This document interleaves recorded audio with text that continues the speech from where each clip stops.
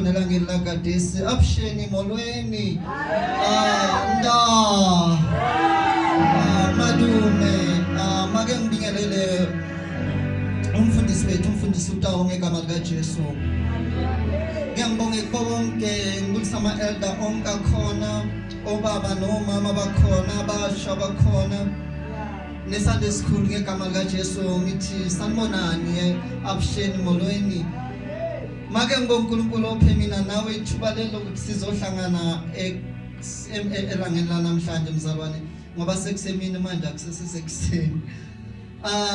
Make ngiade kuloko mama akukhulumile kuwena Mthapelo before kuzosa kuba mnyama kakhulu to add lokho umfundisi wethu akushilo umfundisi utawo kuba mnyama kakhulu yazi kuba ngathi angeke kukhanye kanti hayi kuyezukhanya nediskhathi nje so okunye futhi asibambene negazi nenyama kodwa sibambene nemimoya ekhona emkhathini yes yaba atheka labe ba athekayo ngaleso sikhathi umama njengobashi atheke izingane zakhe ingoba sibambene negazi sibambene nemimoya esemkhathini kodwa yathi uNkulunkulu uzo overcome lokhu izinto ezincane lezi kuNkulunkulu akukho kumdlulayo sihlobo sami uNkulunkulu onamandla uyasipha amandla to overcome zonke izimo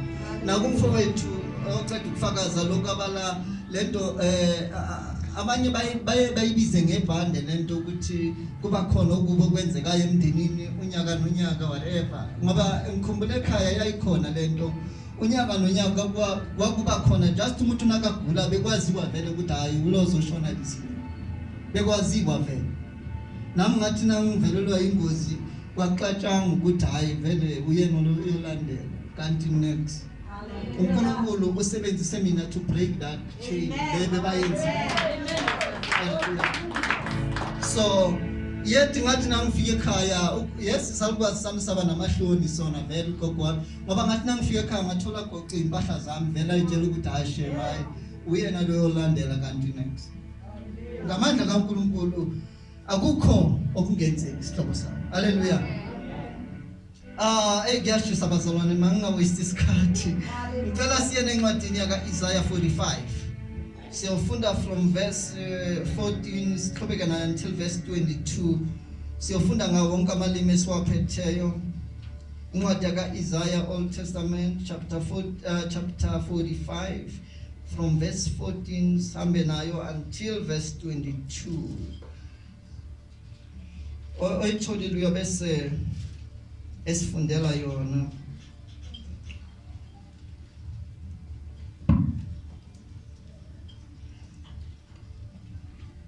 ngesizulu ifundeka ngalendlela Isaiah 45 from verse 14 isihloko sithi uIsrayeli umfakazi kuzo izizwe zonke verse 14 usho kanje uJehova uthi okukhandlekelweyo kwaseGibhite nokuzuziweyo kwaseKhushe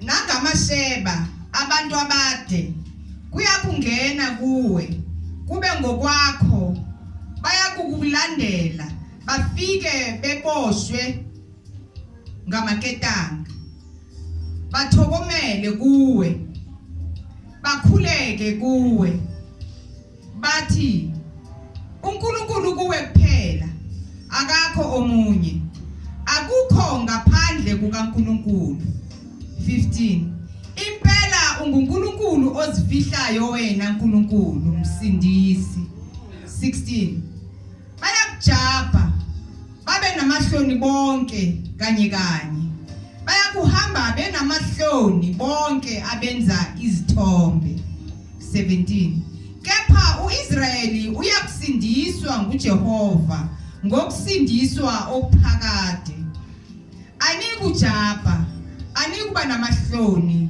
kuze kube phakade 18 ngokuba usho kanje uJehova owalidala izulu onguNkulunkulu owawubumba umhlaba wawenza wawumisa engawudalelanga ize, wawubumba ukuba kuhlalwe kuwo. Uthi nginguJehova, akekho omunye. 19 Angikhulumanga ekusithekeni endaweni emnyama emhlabeni, angisho enzalweni kaJakobe ukuthi ngifuneni ngenze. Mina Jehova ngikhuluma ukulunga, ngimemezela okuqotho.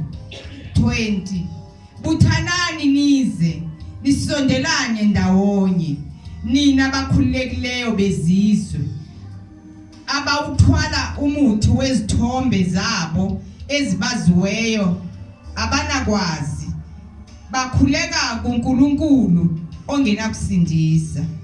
21 Kumemezeleni nikuveze, yebo, balulekane kanye kanye. Ngubani owakuzwiswa lokho endulo, wakumemezela kwasesikhathini samandulo na? Akusimina Jehova na? Akakho uNkulunkulu ngaphandle kwami, uNkulunkulu olungileyo nomsindisi, akakho ngaphandle kwami. 22 Phendukelani kimi, nisindiswe nonke nina majukujuku omhlaba, ngokuba nginguNkulunkulu, akakho omunye.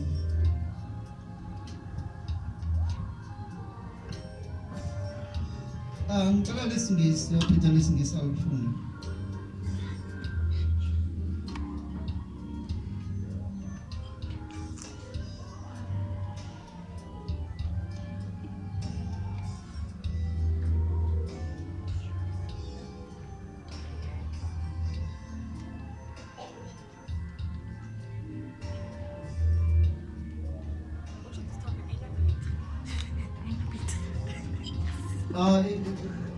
Isaiah 45 verse 14.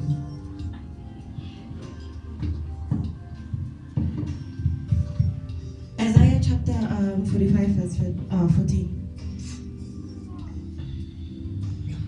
Thus is what the Lord says: the products of Egypt and the merchandise of Cush and all those tall Sabaeans, they will come over to you and they will be yours. They will trudge behind you, coming over to you in chains. They will bow down before you and plead with you, saying, surely God is with you, and there is no other. There is no other God. 15. Truly, you are a God who has been hiding himself, and the God and the Savior of Israel. 16. All the makers of idols will be put to shame and disgraced. They will go off into disgrace together. 17.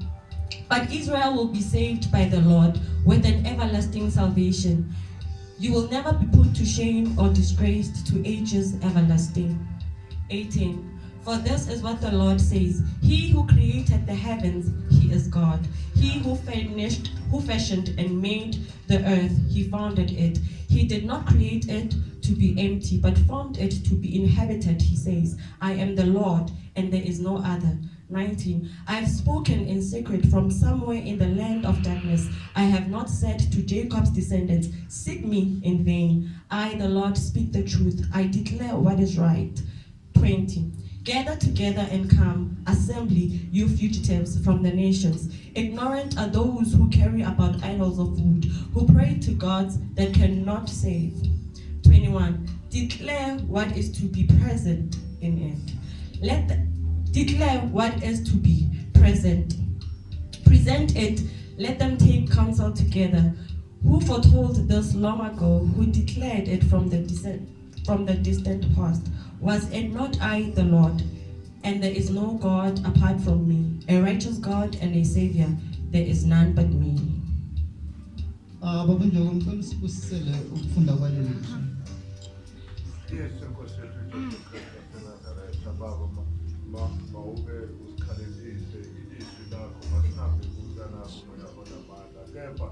Masizwe ilo mfundelo yamuyahulileyo bese iyangena isebenze ngendlela okufanele isebenze ngayo, kungaba intando yethu nolwazi lwethu ngalo igama leNkosi Yesu Kristu. Amen. Class ye ku verse 17. Isihloko sami mzalwane sithi uNkulunkulu uphezulu koNkulunkulu abakhona emhlabeni. Ithixo lezi ezikhona uNkulunkulu uphezulu kwazo. Unamandla ukudlula labo thixo laba bakhona lapha. Uma siya ku verse 17 lithi kepha uIsrayeli uyakusindiswa nguJehova, ukusindiswa okuphakade. Ani kujapa, ani kuba namahloni kuze kube phakade.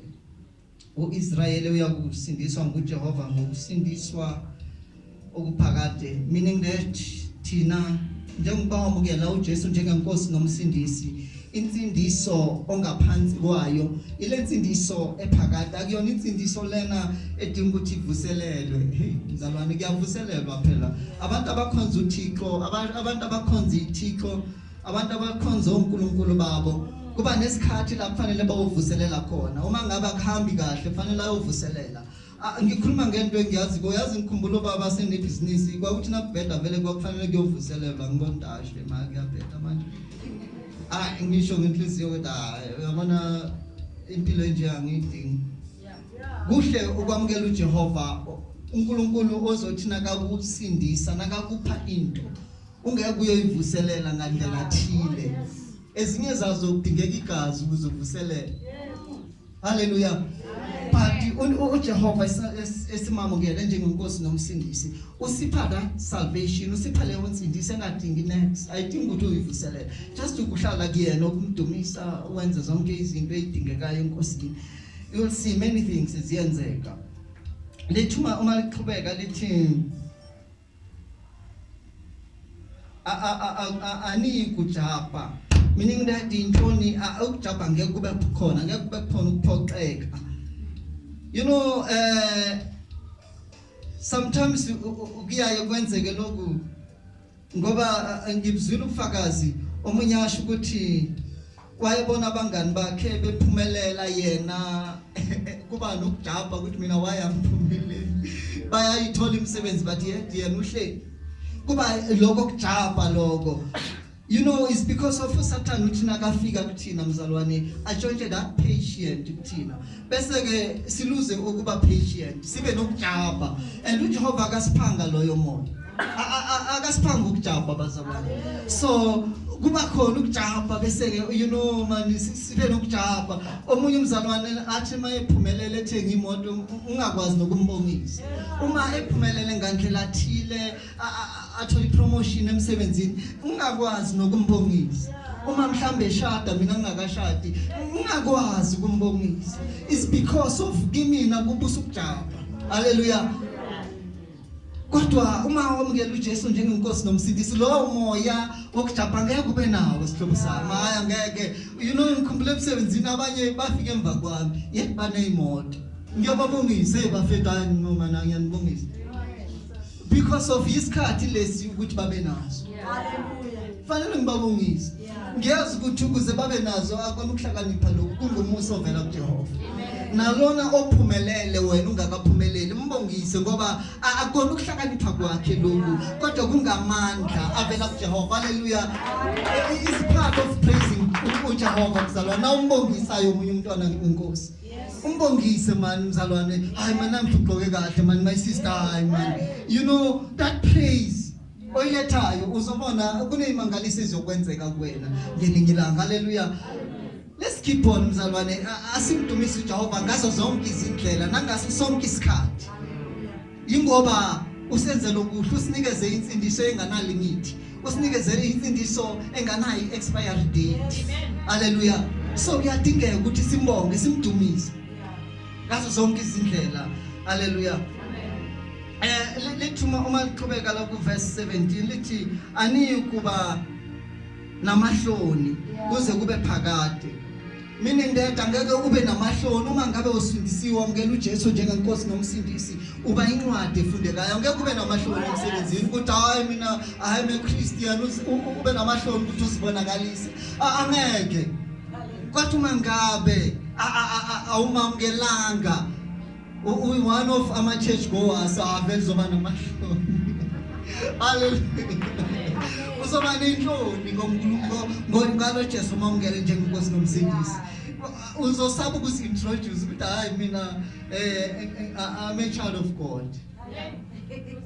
Uzosaba uzoba nenhloni because of mhlambe labo sebenza nabo yabona baya overpower somewhere somehow.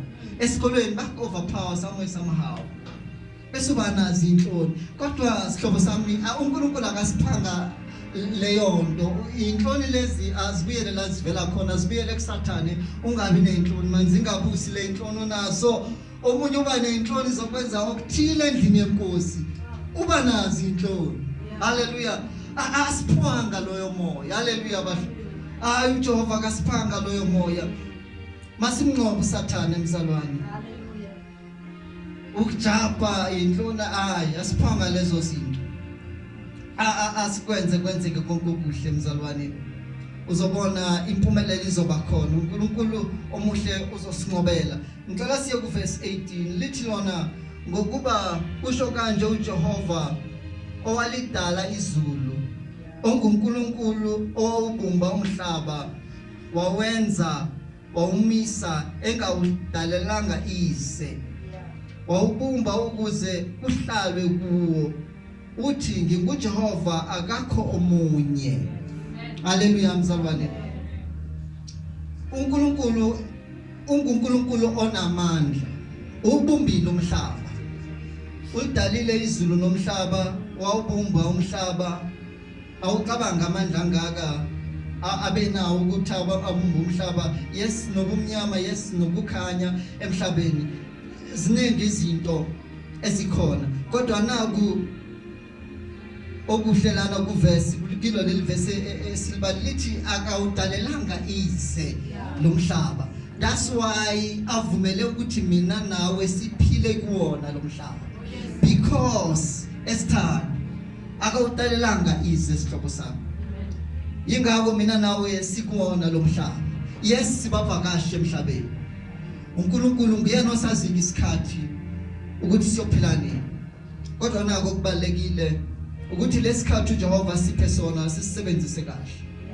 Because imali singakwazi ukuthi siyandise kodwa yet isikhathi angeke ukwazi ukusandisa.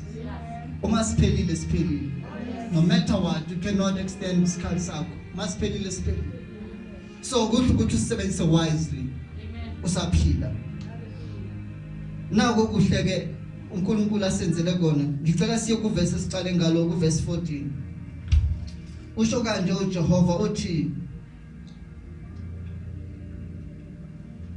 othi ngilande ngaleli lami leli. Ngilanda ngaleli lesingisi. Lithi this is what the Lord says. The products of Egypt and the merchandise of Cush and those tall civilians, they will come over to you and will be yours. They will be, my God. Uyazwa mzalwane, lezi zinto lezi ezikhona emhlabeni kuyoba ngezakho. Uyazi ngikhumbula ubufakazi ba last bengikhona. Wafakaza umunye baba wathi kunezinto ezinhle ezimlandelayo ngakho ke fanele achoose. Ngasho ngathi yabona uNkulunkulu namandla ke amandla kaNkulunkulu lawo awusazi ukuthi ufanele ngiselect iphinde because of lezi zinto seziza kuwena ziyalandelana. Lezi ezinhle lezi wena ozidingayo ziyeza. Mzalwane ngicela ukukhumbula ukuthi uNkulunkulu esimamukele njengenkosi nomsindisi wempilo zethu ungubaba wethu, uyakwazi esikudingayo, uyakwazi lokubalekileko for impilo zethu. Kuyeza kuyakulandela ngemuva. Yet isikhathi asifikile sokuthi mhlawumbe kuwena zifike lezo zinto kodwa ziyeza ziyakulandela. Sisendleleni mzalwane ziza ngemuva kwakho. Yet that's why it's difficult ukuthi uzibone ngoba ziza ngemuva. Yet ngabe silanga phambili abozozibona manje ngoba siza ngemuva awukwazi ukuthi uzibone. Ekudingekayo ikukodwa nje ukuba nefaith nokuhlala kuJehova nokwenza lento engicela ukuyikhuluma ukuthi abaphumelele esebayitholile lezi zinto ezikhona la emhlabeni ebasidingayo. uNkulunkulu abona ukuthi kuhle ukuthi lo mntwana wami ayibe nazo. Hallelujah. Ubanikile zona. Amen. So siyeza nawe isikhathi sokuthi zifike kuwena lezi zinto manje yedwa sisendleleni ziseza uma uchubeka nalo leli verse liyabala ukuthi nalaba abangakhonzi uJehova bayeza nabo bazokubona ukuthi hayi manje lo muntu usindisiwe lo mntwana kaNkulunkulu uNkulunkulu wakhe umenzile 1 2 3 hayi manje no man masiye kuye lo Jehova okwazile ukuthi asize uMthembu sona why sihlalelene nhle. Hallelujah. So mzalwane lezi zinto uzobona, that's why mzalwane lithi iBhayibheli thina siyincwadi efundekayo. So ngicela uqhubeke uhlale kuJehova. Le patient uSathane alwela ukuthi ayitshontshe kuwe ungamvumeli. Uyayitshontsha uSathane patient. That's why uma ubuka uma ngabe uyabathanda labantu ngiyaxolisa manje ngizobakhotha kancane. Ngibona ngendlela amaNigeria nakafika emhlabeni enza ngayo bayasibona ukuthi thina abazalwane iningi lethu siluze ipatient. Benza imangaliso nyana lezo kuthenga abantu abagulayo bababekela phana ngegama likaJesu bakhuluphelele umuntu bese-ke because of basibona iningi lethu ipatient iphelile idestroy uSathane uyithethe yabona sanayo that patient. Sifuna ukuthi basikhulekele into yenzeke manje ofishe mzalwana ngeke mzalwane uNkulunkulu uthi sikhale kuyena sikhuleke kuyena kodwa akabeki isikhathi ukuthi lento oyikhulekela ngizeyiphendula nini ngolosingaki mzalwane. Hallelujah. Amen bazalwane. Ngiyaxolisa uma ngabe kukhona la ikuthinta khona lento vele kunjalo mzalwane mhlawumbe kunento ebalekile obhizo ikhulekelayo. Iyeza sihlobo sami iyakulandela ngemuva. Keep on waiting.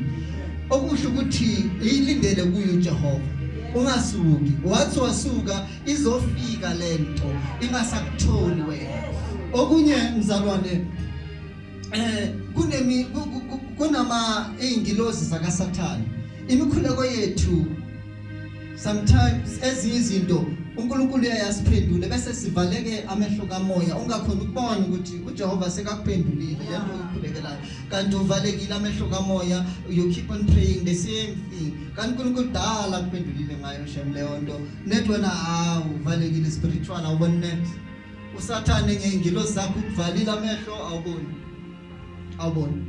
So kuyadingeka sihlobo sami ukuthi sihlale kuJehova siloku simeditate ngezwi lakhe uzobona mzalwane imangaliso ziyokwenzeka singabe njengalabo abathina basenkingeni baloko baxabangana neinkinga zabo isichaza ukulo lapha sibikhona kodwa kuba khona nokugula nje kuphela kodwa uma sicabanga sizindla ngezwi lakaJehova you'll see imangaliso ziyobe seziyenzeka. So mzalwane emhlabeni asizelanga ize uJehova unathi ngakho-ke ngicela lesi sikhathi uJehova siphe sona sisebenzise wisely uzobona mzalwane imangaliso ziyobe seziyenzeka ngesikhathi uJehova athande ngaso. Asiye ku-19 lithi angikhulumanga ekusithekeni endaweni eminyama emhlabeni angishongo enzalweni kaJakobe ukuthi ngifuneni ngize mina Jehova ngikhulume ukulunga ngimemezele okuqotho. So mzalwane let's keep on simbizeni uJehova kodwa kufanele simbize lithi lesingisi imbize in vain shothi umbize uJehova ngenhliziyo yakho yonke ungenzi ngoba kuyenziwa. You know omunye umuntu wenza ngoba into kuthiwa kuyenziwa. So let's do the best mzalwane nawubiza uJehova umbize ngayo yonke inhliziyo yakho uzinikele uphelele kuyena uzobona imangaliso ziyobe seziyenzeka. uNkulunkulu muhle ukwenzile konke ngesikhathi sakhe angeke ahluleke mzalwane ukuthi yonke lento oyidingayo to make it angeke uzokwenza uJehova wonke okufanele kuzokulethela kona. Uma siya ku verse 20 lithi buthanani nize nisondelane ndawonye nina bakhulekayo bezizwe abawuthwala umthwalo wezithombe zabo ezibaziweyo abanakwazi bakhuleka kuNkulunkulu ongena kusindisa. So njengoba sibuthene kanje mzalwane, asibuthenananga ize, we are here singabantwana bakaNkulunkulu, we share mzalwane, uma sibuthana kwethu we share nenkinga esinazo, ama challenges make ngibeke kanjalo, ama challenges esibukana nawo emhlabeni, we share zonke izinto. uJehova uyakwazi ukusinqobela, we share, even siyakhulekisana, we share ukubuthana kwethu akulona ize mzalwane. Ngiyake ngizwa abanye bathi bona hayi bazakhonza uNkulunkulu basemakibo njani, ngithi ngekulungu na usikini uyi1 uzobukana ne challenges enye uthatha intambo enkulu. Kodwa uma sibuthene kanje siyashare bazalwane, because of kuba nenye into engiyicela ngithi ngicela ningikhulekiseni bazalwane, bese siba nayo that chain prayer whatever, siyakhulekisana, siyatholana uma omunye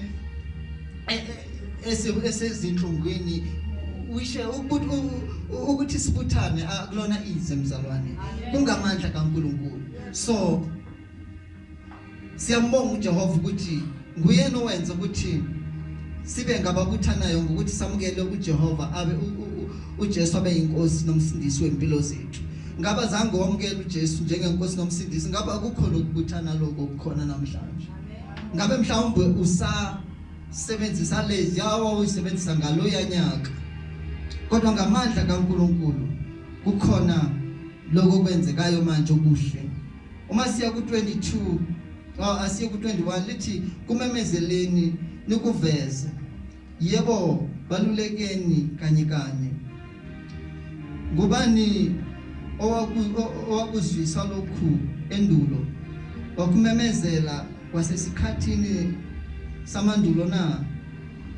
So mzalwane, let's keep on shouting insindiso mzalwane, masiqhubeke simemezele. Imemezele wherever usemsebenzini, usesikolweni, usekhaya, even nasemakhayeni ethu, thina abanye emakhayeni ethu thothi abasindisiwe, but insindiso kuyadingeka ukuthi ngimemezele, because of nami ngisindisiwe, because of ukhona engangivakashela esontweni wakhuluma izwi nami ngathasheka. So nabo the more you do that thing, kukhona labazothasheka khona. Yes, ungapheli inhliziyo, yes ngiyenzeka ukuthi nawe batshela ngezwi umemezela izwi, umemezela insindiso kubona bakuthathe phansi bakusephezulu. But keep on mzalwane, ngoba konke lokho okwenzayo okwenzi wedwa, unoNkulunkulu. uNkulunkulu nawe uza kupha amandla to keep on ukwenza kwenzeke konke lokho okuhle. Lithi ku22 phendukelani kimi nisindiswe nonke nina majukujuku omhlaba, ngokuba nginguNkulunkulu akakho omunye. Uthi uJehova siphendukele kuyena sisindiswe. Uyalizwa mzalwane lithi phendukelani kimi, usho njalo uJehova uthi siphendukele kuye, ungaphendukele esontweni. Because you know abanye abantu basuke baphendukele emasontweni, umuntu just yena usindiswa ngomlinakala esontweni, that is it. Qedi uphendukele esontweni amandalo umphendukele esontweni. Kodwa uphendukele esontweni mzalwane, uphendukele esontweni sihlobo sami angeke ukusize. Yes, ungaphendukele esontweni for 5 years, 10 years, 20 years, whatever iminyaka ophendukele ngayo esontweni, iservice onayo angeke ingenise ezweni. Hallelujah. Kodwa uma uphendukela kuJehova, ushintsha ukwenza kwakho, uphendukela kuJehova, uzobona imangaliso zobe seziyenzeka. Konke lokho kungenzeki ebantwini kuwena kuyokwenzeka ngoba amandla uwathola kuye uJehova. Kodwa uma ngabe uphendukela esontweni or uphendukela kumphathi wakho, awusenkinge. Yatholisa mame, ngoba uyazi kukhona lokho uNkulunkulu amtholele manje. Kukhona lokho uma imoto imalana, hey kushintsha ukwenza manje yazi ngize ngidinga inhliziyo ngathi abanye bethu sesiphendukele kubaphathi nje kwenzekalani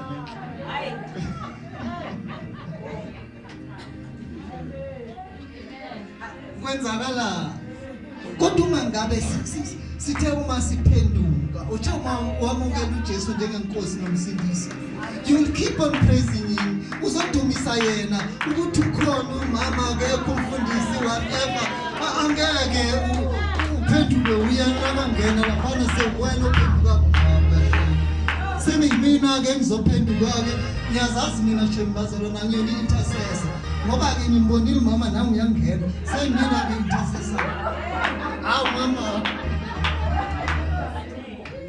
So uJehova asipha amandla bazalwane masibuke ukuphenduka masiphendukele kuyena uzobona mzalwane, because our main aim uma wamukela uJesu njengenkosi nomsindisi ukuthi ufuna ukungena ezulwini mzalwane. Asamukelanga uJesu njengenkosi nomsindisi ukuthi hayi umama jabula hayi kahle mzalwane, mina vele uJehova ngimamukelanga leyo nto mzalwane. Ngamukela uJesu njengenkosi nomsindisi to go to heaven mzalwane, hallelujah, not ukuthi hayi bazalwane. Let's make it mzalwane masimlayo usathane mzalwane akeze emhlabeni simbone life ukuthi hayi uyisathane lona mzalwane, kunesindlela zakhe azisebenzisayo. So masikhuleke, let's keep on praying ukuthi uJehova sivula amehlo kamoya sizokwazi ukubona ukuthi hayi mayabona lokho engikwenzayo manje lo hayi akuseyibona. Manje angisajabulisa uJehova, manje sengijabulisa omunye umzalwane hayi kahle mzalwane. Let's keep on mzalwane, let's turn to God.